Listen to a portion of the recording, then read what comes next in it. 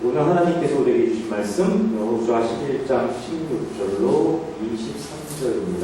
다 찾으셨으면 아멘 하시겠습니다. 다 같이 합독하겠습니다.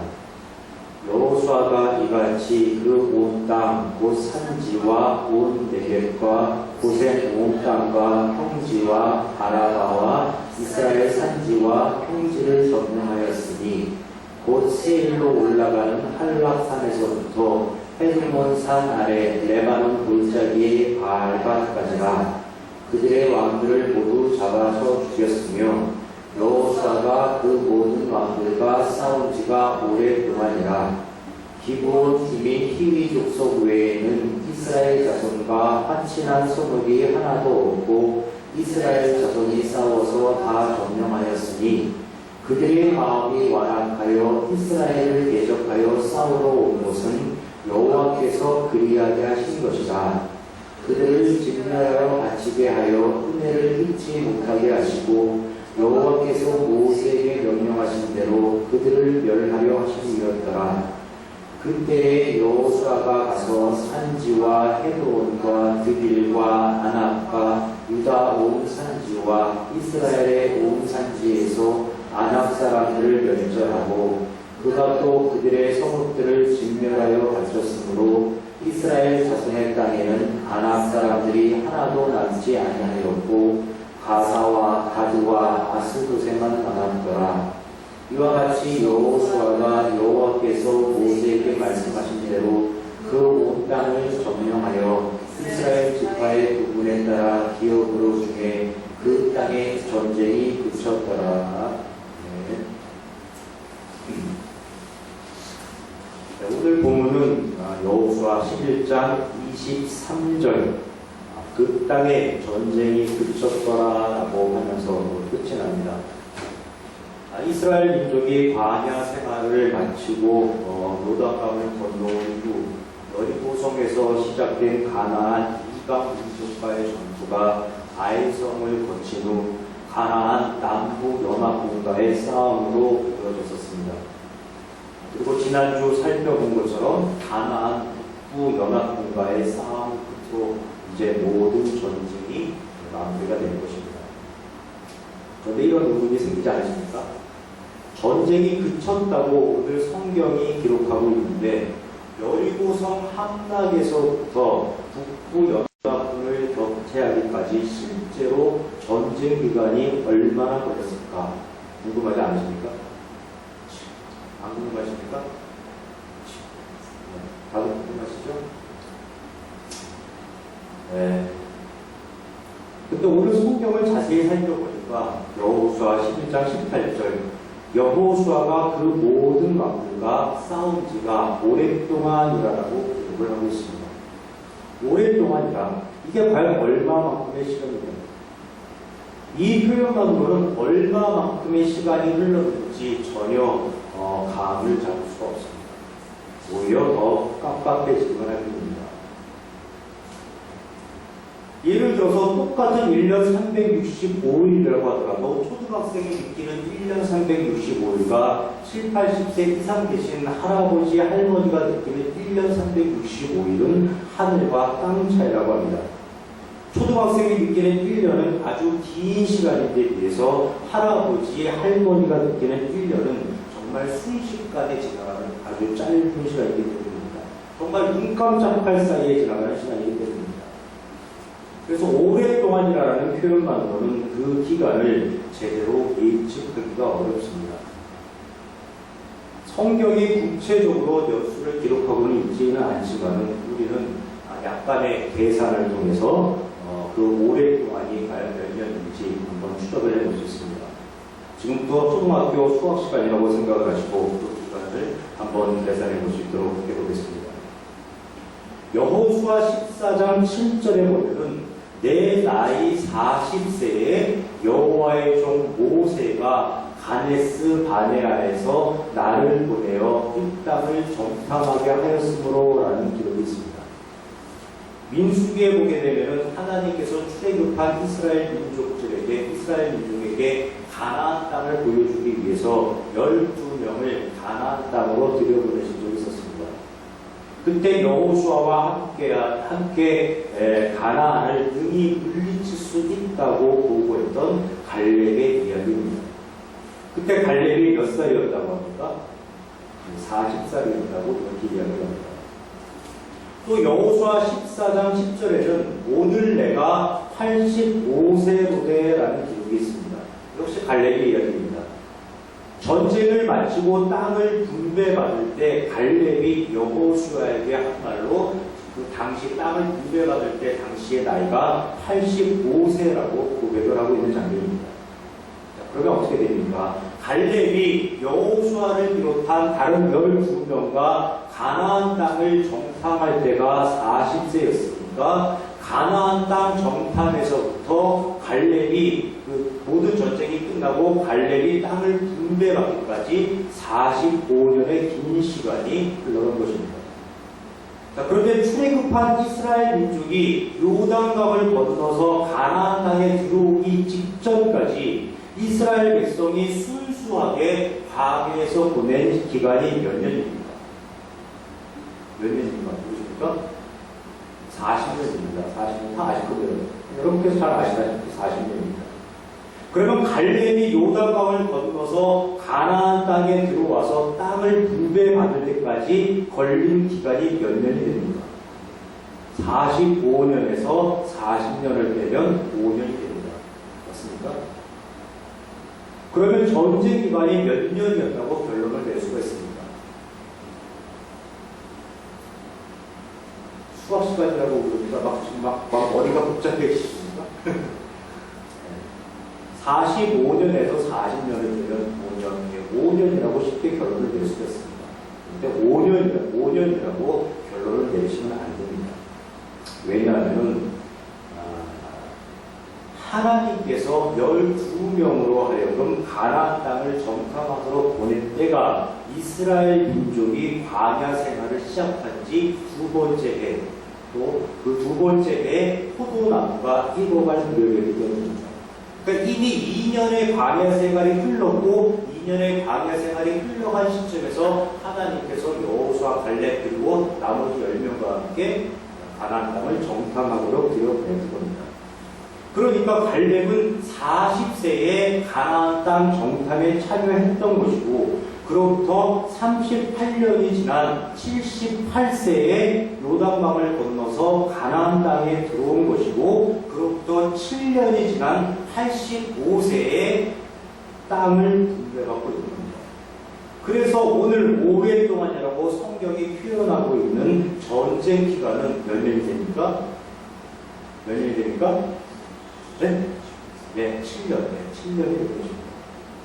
여호수아 3장 이스라엘이 요단강을 건너는 장면에서부터 여호수아 11장 이스라엘이 가나안 국강을 취하는 장면까지 모두 7년 동안 벌어진 사건이 된 것입니다. 그런데 그 7년이 꽤 길다는 그런 생각이 들지 않으십니까? 어떻게 7년이나 걸렸지? 그런 생각이 들지 않으십니까? 가나안 입성에 대한 하나님의 생각과 여호수아의 생각이 비록 다르기는 했지만은 그래도 하나님께서는 언제나 이스라엘과 함께 하셨습니다. 여호수아가 제 멋대로 아이성을 공격했을 때에도 하나님은 함께 하셨고 여호수아가 제 멋대로 기브온 주민과 화친 조약을 체결했을 때에도 하나님은 함께 하셨습니다. 여호수아를 꾸짖지 아니하시고 책망하지 아니하시고 여호수아와 함께 해주셨습니다. 이스라엘과 대적하기 위해서 가나안 남부연합군이 결성되었을 때에도 또 가나안 북부연합군이 결성되었을 때에도 하나님은 이스라엘과 함께 해주셨습니다. 언제나 하나님께서 이스라엘과 함께 하셨고 하나님께서 그 이스라엘을 도와주셨음에도 불구하고 요단강을 건너온 이스라엘이 가나안 모든 땅을 차지하기까지 7년이라는 긴 시간이 걸립니다. 좀 이상하지 않습니까? 차지해야 하는 땅이 아주 넓은 땅이었다면 그래도 이해할 수가 있습니다. 그런데 이스라엘의 전체 면적은 22,000제곱킬로미터로 남북한을 합친 우리나라 전체 면적의 10분의 1에 불과한 아주 조그만 땅입니다. 단에서 부에셀바까지, 즉 이스라엘 최북단에서부터 이스라엘 최남단까지의 거리가 240km 정도에 불과합니다. 서울에서 대구까지 이르는 그 정도의 거리의 거리입니다. 짧습니다. 그 좁은 땅을 차지하는데 7년이라는 긴 시간이 걸립니다. 그것도 언제나 하나님께서 함께 해주셨음에도 불구하고 그렇게 긴 시간이 걸립니다. 이스라엘 민족을 출애굽시키고 광야에서 40년 동안 그 이스라엘 백성들을 보살피느라고 하나님께서도 지치셨습니다. 아니면 하나님의 말씀을 온전히 이해하지 못하고 시시때때로 제 멋대로 행동하는 여호수아를 길들이기 위해서 하나님께서 때로 이스라엘을 여호수아를 외면하셨을까요? 아니면 이제 하나님의 능력이 이제 떨어지신 것일까요? 가나안 입성은 분명히 하나님께서 계획하시고 하나님께서 진행하시고 하나님께서 성취하시는 하나님의 일이었습니다. 그런데 그 하나님의 일이 우리가 생각했던 것보다 훨씬 더 많은 시간이 걸린 것입니다. 왜 그랬을까요? 그 해답을 오늘 본문이 제시를 해주고 있습니다. 그 해답은 여호수아 11장 20절 그들의 마음이 완악하여라는 표현입니다. 완악하다. 우리의 일상 삶 속에서는 그렇게 많이 사용하지 않는 표현입니다. 그래서 이 표현이 조금은 낯설 수도 있습니다.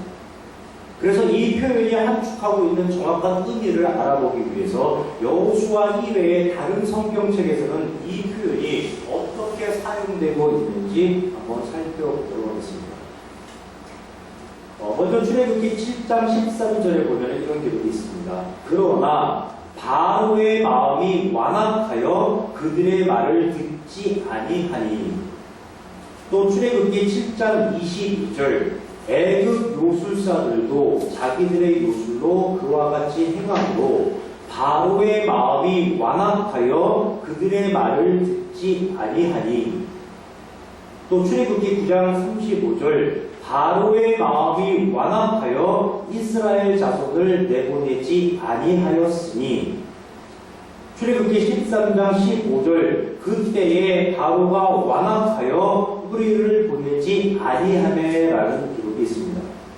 이스라엘 백성들을 풀어주지 않기 위해 끝까지 고집을 부리면서 버티게 들어갔던 바로와 관련돼서 완악하다라는 표현이 많이 사용되어지고 있음을 알 수 있습니다. 또 예언서에서도 완악하다라는 표현이 등장합니다. 이사야 46장 12절에 보면은 마음이 완악하여 공의에서 멀리 떠난 너희여 내게 들으라 라는 말씀이 있고, 예레미야 7장 24절에 보면은 그들이 순종하지 아니하며 귀를 기울이지 아니하고 자신들의 악한 마음에 깨와 완악한 대로 행하여 그 등을 내게로 돌리고 그 얼굴을 향하지 아니하였으며라는 그런 말씀이 있습니다. 선지자들이 하나님을 떠나 제 멋대로 살아가는 이스라엘 백성들을 책망하면서 사용했던 표현입니다. 또 다니엘 5장 20절에 보면은 그가 마음이 높아지며 완악하여 교만을 행함으로 그의 왕위가 폐한 바 되며 그의 영광을 빼앗기고 라는 말씀이 있습니다. 다니엘이 벨사살 왕에게 그의 아버지였던 느부갓네살 왕이 어떻게 왕위에서 물러나게 되었는지 이야기해주는 장면 중에 등장하는 내용입니다. 또 신약에도 완악하여라는 표현이 있습니다. 마태복음 13장 15절에 이 백성들의 마음이 완악하여져서 그 귀는 듣기에 둔하고 눈은 감았으니 라는 표현이 있습니다. 예수님께서 이스라엘 백성들의 상태에 대해서 제자들에게 들려주는 이야기 중에 한 토막입니다. 완악하다가 성경 속에서 어떻게 사용되었는지 몇 가지 용례를 살펴보았습니다. 모두가 부정적인 의미로 사용되어지고 있음을 쉽게 알 수 있습니다. 사실 완악하다라는 표현의 사전적 의미는 억세게 고집스럽고 모질다라는 의미입니다. 그런데 성경에서 사용하는 완악하다라는 표현은 단순히 고집스럽다, 단순히 모질다라는 사전적 의미 이상의 뜻을 함축하고 있다는 사실을 이해를 하셔야만 합니다. 여쭤보겠습니다. 바로의 마음이 완악해졌다고 합니다. 또 이스라엘 백성들의 마음이 완악해졌다고 합니다. 느부갓네살 왕의 마음이 완악해졌다고 합니다. 왜 그들의 마음이 완악해졌을까요? 그들의 마음이 완악해진 근본 원인은 무엇일까요? 여러분 되게 쉽게 답변을 이끌기 위해서 보기를 드려보겠습니다. 자, 1번 하나님 탓이다. 2번 자기 자신 탓이다. 3번 다른 사람 탓이다. 4번 죄 탓이다. 자, 사람들의 마음이 완악해진 이유 몇 번입니까? 정답이 몇 번입니까? 예, 4번입니다. 정답은 4번 죄 탓입니다. 예, 사람들의 마음이 완악해진 것은 바로 죄 때문입니다. 사람이 선악을 알게 하는 나무의 열매를 먹고 죄인이 됨으로써 사람에게 나타난 죄의 현상, 죄의 결과가 바로 사람의 마음이 완악해진 것입니다. 사람이 죄인이 되자 나타난 현상이 무엇이었습니까? 하나님에 대한 두려움과 공포였습니다. 책임 회피였습니다. 책임 전가였습니다. 시기와 다툼이 나타났고 급기야는 그것으로 인해서 살인까지 일어났습니다. 왜 이렇게 되었습니까? 하나님의 심정과 마음, 하나님의 원리를 상실했기 때문입니다. 오로지 자기 자신만 생각하는 존재가 되었기 때문입니다. 오로지 자기 자신만의 유익과 이익을 추구하는 존재가 되었기 때문입니다. 당연히 사람은 완악해질 수밖에 없습니다. 당연히 사람은 억세게 고집스럽고 억세게 모질어질 수밖에 없습니다. 자기의 것을 지키기 위해서, 자기의 것을 빼앗기지 않기 위해서, 자기의 것을 나누어주지 않기 위해서 사람들은 스스로 울타리를 치고 자신을 보호할 수밖에 없는 존재로 변화가 된 것입니다.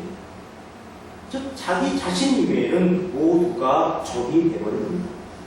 그러기에 완악한 마음을 품는 사람은 타인을 수용하지 못하고, 타인을 용납하지 못하고, 타인을 이해하지 못하고 언제나 타인과 대적해서 싸우려는 선택을 하게 된 것입니다. 가나안 이방 민족들이라고 다르지 않습니다. 그들은 하나님을 몰랐습니다. 하나님의 심정과 마음, 하나님의 원리를 전혀 몰랐습니다. 그런 그들의 눈에 이스라엘이 어떻게 보일까요? 그저 침략 분노가 보입니다. 자신들의 행복, 자신들의 권리, 자신들의 소유를 짓밟기 위해서 쳐들어오는 적으로만 보입니다. 그러기에 그들은 이스라엘의 대항에서 싸우는 선택을 하게 된 것입니다. 그 내용이 여호수아 11장 20절 그들의 마음이 완악하여 이스라엘을 대적하여 싸우러 온 것은 이라는 표현입니다. 죄의 원리에 사로잡혀 있기에 마음이 완악해질 수밖에 없는 노릇이고 마음이 완악해져 있기에 이스라엘과 대적해서 싸우려고 든 것입니다. 모든 가나안 이방 민족이 이스라엘에 맞서서 싸우려고 하니까 이스라엘이 가나안 땅을 차지하는데 당연히 시간이 걸릴 수밖에 없었던 것입니다. 그래서 7년이라는 오랜 기간이 걸렸던 겁니다. 그래도 여전히 해소되지 않는 부분이 있습니다. 아무리 모든 가나안 이방 민족들이 마음이 완악해져서 싸우려 든다고 해도 하나님께서 이스라엘과 함께 하시면, 하나님께서 이스라엘을 도와주시면 얼마든지 짧은 시간 안에 가나안 이방 민족을 진멸시킬 수 있지 않았냐는 것입니다. 예, 맞습니다. 하나님께서는 얼마든지 그렇게 하실 수 있습니다. 하나님의 능력이라면 7년이 아니라 단 7개월, 아니 단 7시간만이라도 모든 정복을 끝내실 수 있습니다. 그러나 가나안 백성과 관련해서 꼭 기억해야만 하는 것이 세 가지 있습니다. 우선 첫 번째는 이스라엘에게 가나안 땅을 짧은 시간 안에 온전하게 넘겨주는 것이 하나님의 목적이 결코 아니었다는 사실입니다. 하나님께서 아브라함에게 나타나서 복을 주고 또 땅을 주고 민족을 이루어 주시겠다고 약속을 하셨을 때 그 약속은 이미 이루어진 약속이었습니다. 왜냐하면 하나님께서 하신 약속이기에 그 약속은 반드시 성취되게 되어 있었기 때문입니다. 그 어떤 존재도 하나님께서 세우신 계획을 하나님께서 이루어 가시는데 방해를 할 수 없기 때문입니다. 하나님은 하나님과의 약속을 성취하시는 데 관심을 두시는 것이 아니라 그 약속을 성취해가는 과정 속에서 그 약속을 이루어 나가는 과정 속에서 하나님을 드러내는 것, 하나님을 알리시는 것, 하나님의 심정과 마음, 하나님의 원리를 가르쳐 주시는 것이 목적이었습니다. 사람이 계획을 세우면 사람은 그 계획을 얼마나 짧은 시간 안에 얼마나 가장 효과적으로 달성하느냐에 목적을 두고 있습니다. 그러나 하나님은 그렇지 않습니다. 시간이 아무리 많이 걸려도 아무 상관이 없습니다. 왜냐하면 성취 자체가 목적이 아니라 사람으로 하여금 하나님을 알게 하고 하나님의 원리를 깨닫게 하는 것, 그 하나님의 계시에 하나님은 목적을 두고 있기 때문입니다. 또 가나안 일서와 관련해서 꼭 기억해야 하는 두 번째 사실은 계시의 대상이 이스라엘 민족뿐만 아니라 가나안 이방 민족도 포함된다는 사실입니다. 즉 가나안 모든 이방 민족들에게도 하나님이 어떤 분이신지 하나님의 원리가 어떤 것인지를 가르치는데 하나님은 관심을 두셨다는 것입니다. 즉 가나안 이방 민족은 하나님에게 있어서 진멸의 대상이 아니라 하나님을 배워야 하는 그런 대상이었다는 것입니다. 그런데 하나님께서는 여호수아 1장에서 여호수아에게 율법을 주야로 묵상하라, 율법을 내 입에서 떠나지 말게 하라, 율법을 다 지켜 행하라 라고 말씀을 하셨던 겁니다. 예, 하나님은 이스라엘을 통해서 가나안 이방 민족들이 하나님을 배워가기를, 하나님을 알아가기를 간절히 기대하시고 소망하셨습니다.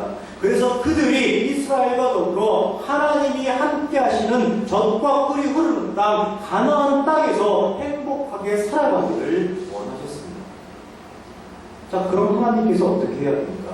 그들에게 충분한 시간을 주어야만 합니다. 그들을 일순간 한순간에 진멸시키는 것이 아니라 그들이 하나님을 알아갈 수 있도록 하나님께서 그들에게 충분한 시간을 주어야만 합니다. 이스라엘과 싸우는 과정 속에서 이스라엘을 도우시는 하나님의 존재를 깨닫고 하나님의 능력을 깨닫고 하나님께로 그들이 돌아올 수 있는, 돌아설 수 있는 충분한 시간이 가나안 이방 민족들에게 주어져야만 하는 겁니다. 그래서 이스라엘이 가나안 땅을 온전히 차지하기까지 7년이라는 긴 시간이 걸리는 것입니다. 또 가나안 일성과 관련해서 꼭 기억해야 하는 세 번째 사실은 가나안 이방 민족도 모두가 하나님의 자녀였고 하나님의 백성이었다는 사실입니다. 우리가 성경을 읽을 때 가장 많은 실수를 하는 것이 늘 이스라엘의 관점에서 성경을 읽고 성경을 이해한다는 것입니다. 이스라엘을 좋은 편으로 딱 규정을 해놓고 그 이스라엘에 대적하는 모든 세력을 다 나쁜 편으로 바라보는 그릇된 경향을 보입니다. 이스라엘에 대적하는 모든 세력을 하나님께 대적하는 나쁜 편으로 생각하는 경향을 보입니다. 그러나 그렇지 않습니다. 가나안 이방 민족도 하나님의 자녀로 하나님의 백성입니다. 하나님의 보호를 필요로 하고 하나님의 인도를 필요로 하고 하나님의 심정과 마음, 하나님의 원리를 배워야 하는 그런 존재들입니다. 그리고 하나님께서는 그들을 그렇게 대해 주셨습니다. 하나님께서 그들을 그렇게 대해 주신 증거가 여호수아 11장 20절 여호와께서 그리하게 하신 것이라 라는 말씀입니다. 이 말씀이 왜 증거가 되는지 좀 설명을 드리겠습니다. 사람이 선악을 알게 하는 나무의 열매를 먹고 주인이 되었다고 말씀드렸습니다. 그 결과로 사람이 완악해졌다고 했습니다. 또 그 결과로 사람이 자신 이외의 모든 타인을 다 적으로 간주하고 대적하려 든다고 했습니다. 가나안 이방 민족들이 이스라엘에 맞서 싸우려고 한 이유가 다 이러한 죄의 원리로부터 나오는 것이라고 했습니다. 그러나 가나안 이방 민족들만 죄에게 사로잡혀 있는 것이 아닙니다. 이스라엘 민족 역시 죄에게 사로잡혀 있는 존재들입니다. 즉 이스라엘도 죄인이고 가나안도 죄인이고 이스라엘도 하나님의 자녀이고 가나안도 하나님의 자녀입니다. 다시 말해서 온 인류가 하나님의 자녀이며 동시에 온 인류가 주인입니다. 그런데 온 인류가 주인이 된 것이 누구의 탓입니까? 하나님의 탓입니까?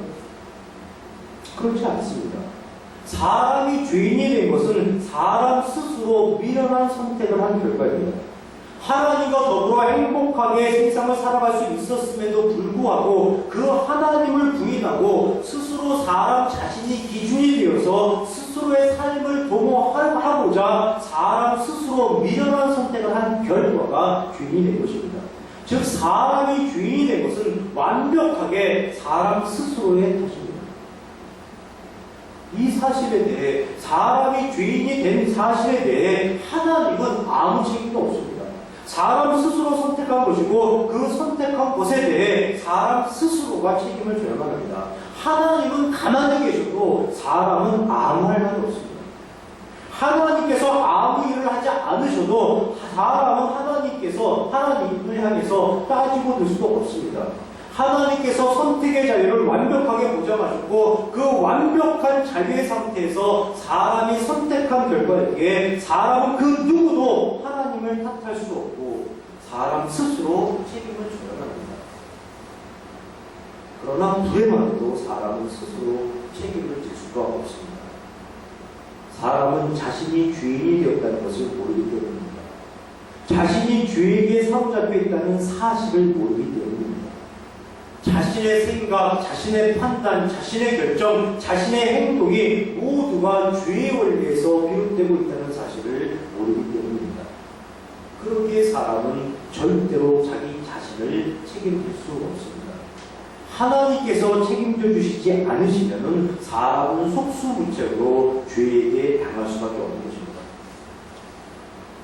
그래서 하나님께서는 사람을 책임져 주십니다. 그런데 그 하나님의 책임지심이 이스라엘 백성들에게만 해당된다는 것입니다. 하나님께서 아브라함을 통해서 이스라엘을 이루셨다고 이스라엘만 긍휼히 여기시고 이스라엘만 불쌍히 여기시고 이스라엘에게만 구원의 손길을 내미시냐는 것입니다. 하나님은 그렇지 않습니다. 하나님은 온 인류를 긍휼히 여기시고 온 인류를 불쌍히 여기시고 온 인류를 향해 그 구원의 손길을 내미시는 것입니다. 왜냐하면 하나님은 이스라엘만의 하나님이 아니라 온 인류의 하나님이시기 때문입니다. 조금 전 여호수아 11장 20절 여호와께서 그리하게 하신 것이라 라는 말씀이 가나안도 하나님의 자녀, 하나님의 백성이라는 것을 증거하는 말씀이라고 했습니다. 그런데 무엇을 하나님께서 그리하게 하신 것입니까? 가나안 사람들의 마음이 완악해져서 이스라엘과 대적하여 싸우려고 나온 것입니다.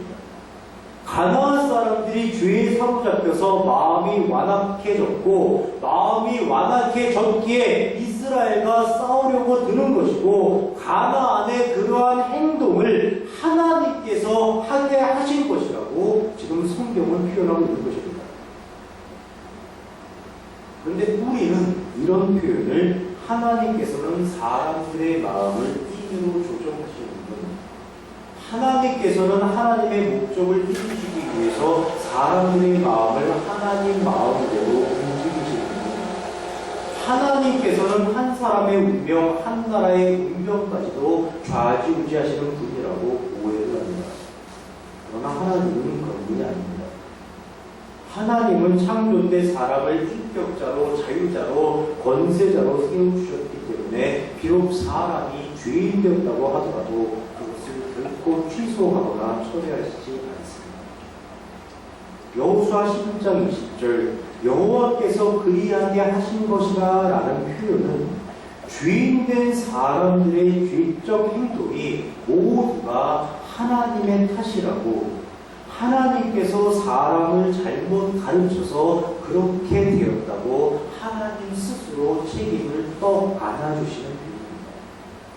가나안 사람들의 마음이 완악해져서 이스라엘과 싸우려고 드는 것이 모두 하나님의 탓이라고 하나님께서 책임을 안아주시는 표현입니다.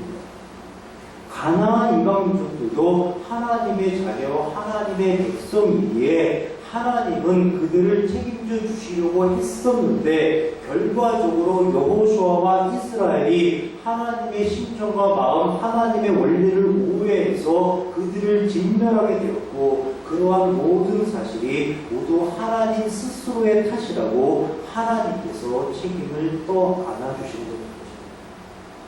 하나님은 실제로 이 일에 아무런 책임이 없습니다. 그러나 하나님께서 모든 책임을 엎어서 쓰시는 것입니다.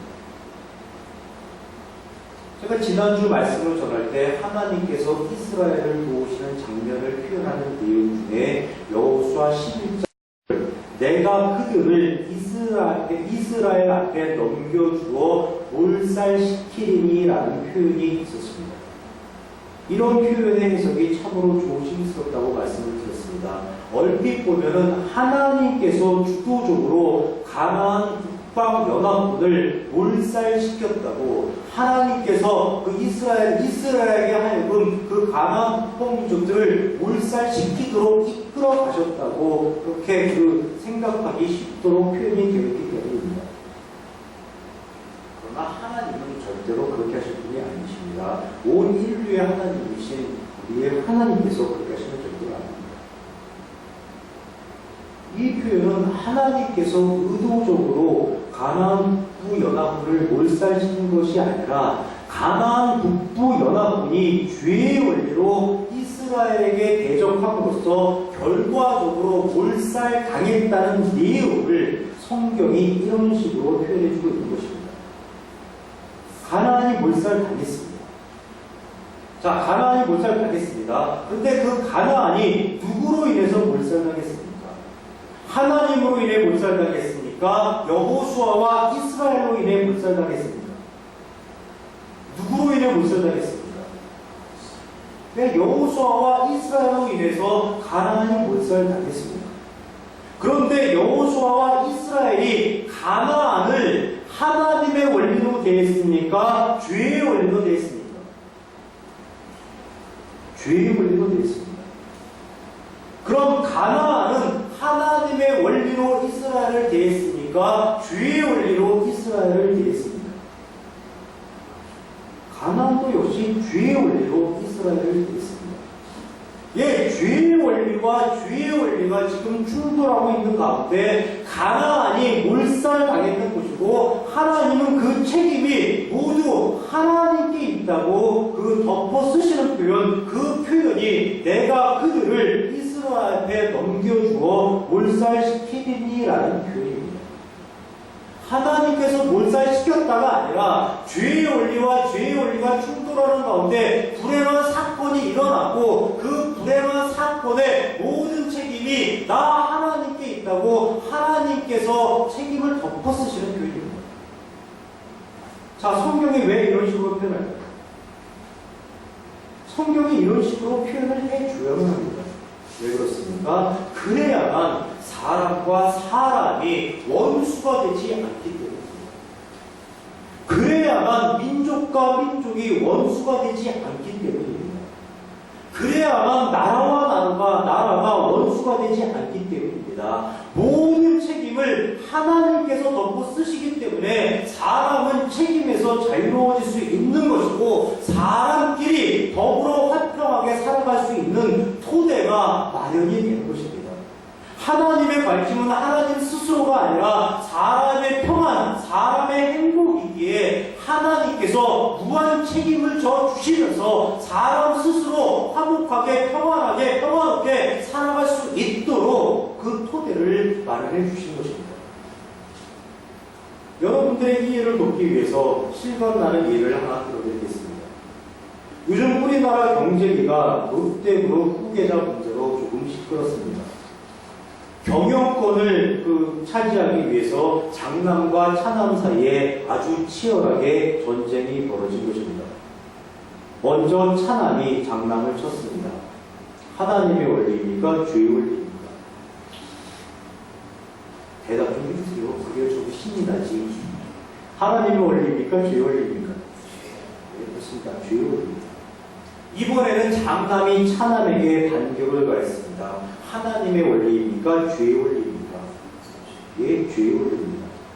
이 장남과 차남 사이에 벌어진 경영권 싸움은 전적으로 죄의 원리에서 비롯된 것입니다. 자, 그 전쟁에서 누가 승리했습니까? 일단은 동생이 승리했습니다. 차남이 승리했습니다. 차남이 장남의 경영권을 몰살했습니다. 그때 아버지가 가만히 있으면 안 됩니다. 아버지가 가만히 있으면 결국 두 아들은 원수지간이 되어버립니다. 바로 그때 두 아들의 아버지가 앞으로 나서서 이렇게 이야기하는 것입니다.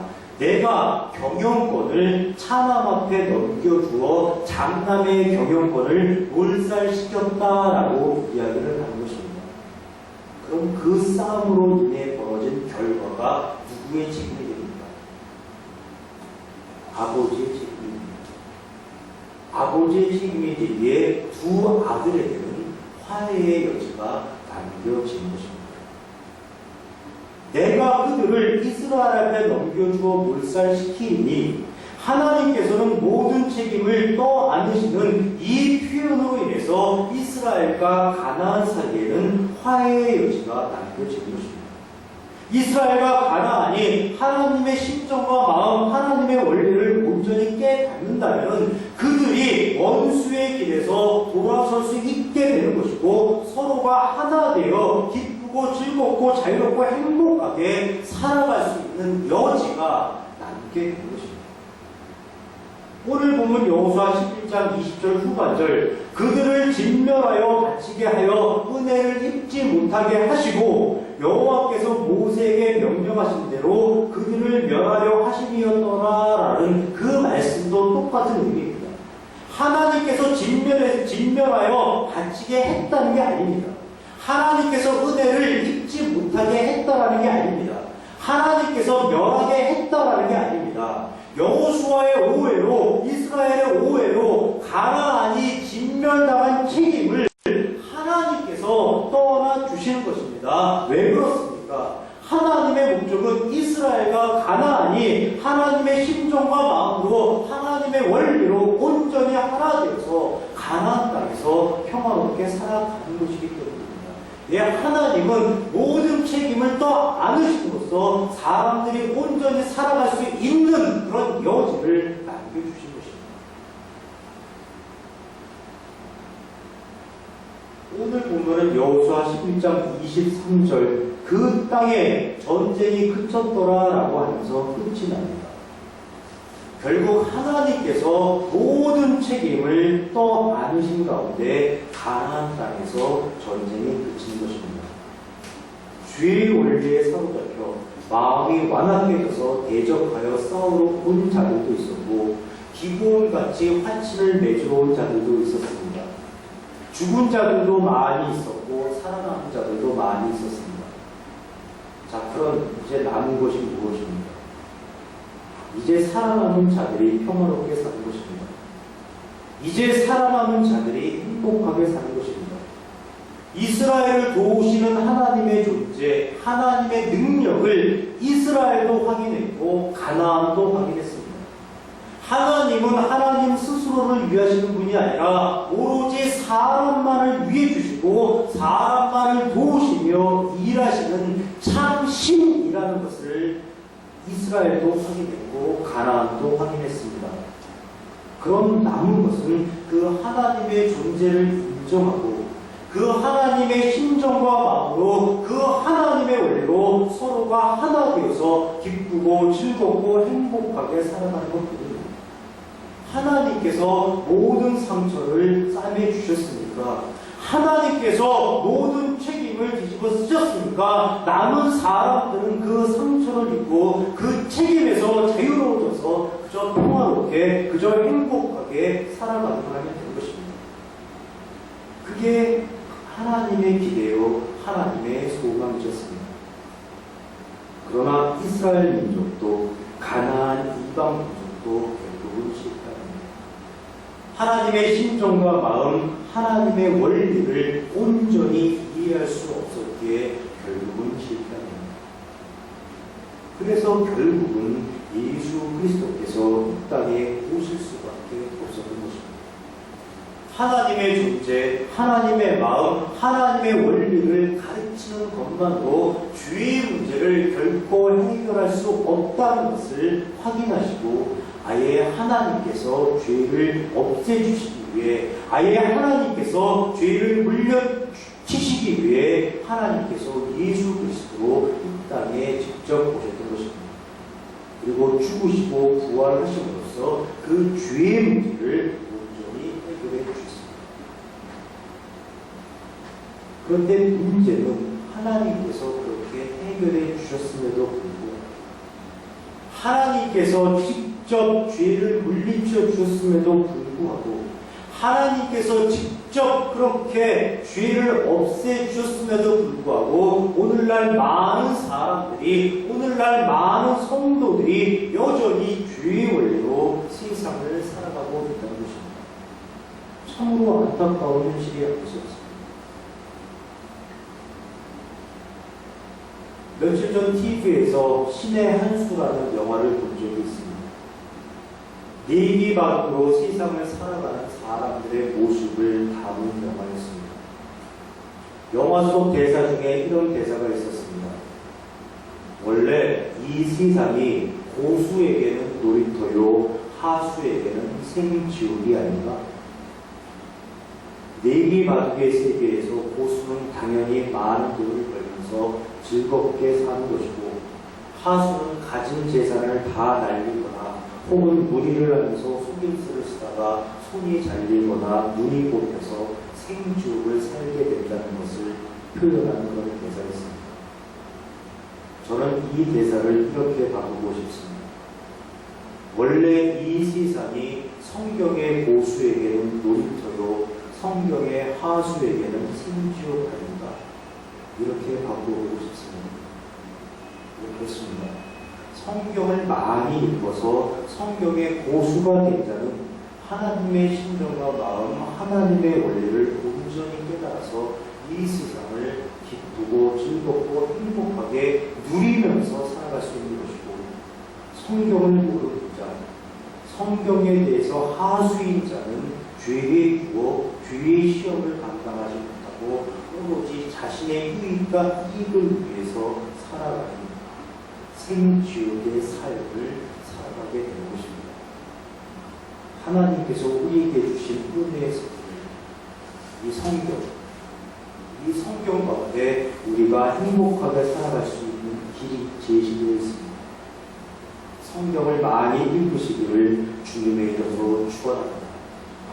성경의 고수가 되시기를 주님의 이름으로 축원합니다.